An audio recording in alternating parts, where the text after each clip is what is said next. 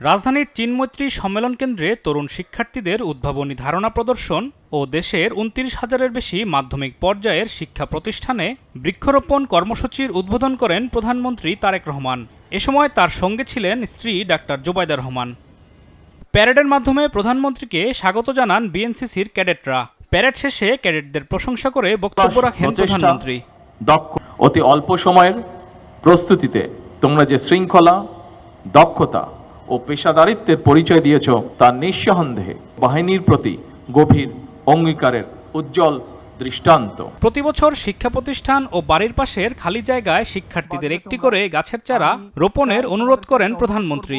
প্রত্যেক বছর তোমরা একটা একটা করে গাছ প্রত্যেকে রোপণ করবে।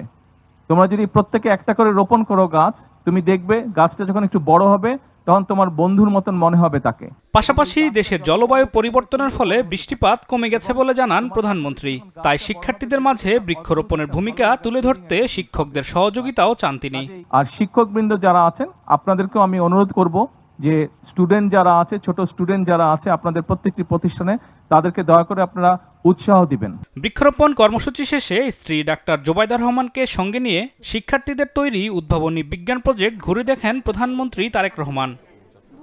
পরে সমাপনী বক্তব্যে প্রধানমন্ত্রী বলেন, শিক্ষা ব্যবস্থায় ক্রিয়া সংস্কৃতি ও উদ্ভাবন নিয়ে আসতে চায় সরকার। আর পড়াশোনার পাশাপাশি সহশিক্ষা কার্যক্রমে শিক্ষার্থীদের দক্ষ হিসেবে গড়ে তোলার পরিকল্পনা নেওয়া হয়েছে।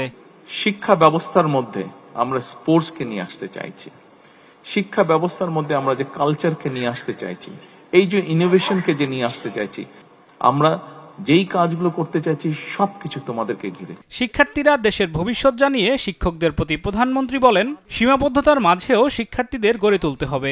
আমরা আছি, কদিন পরে আমরা থাকবো না, কিন্তু তোমরা থাকবে, তোমরা বাংলাদেশকে সামনে নিয়ে যাবে।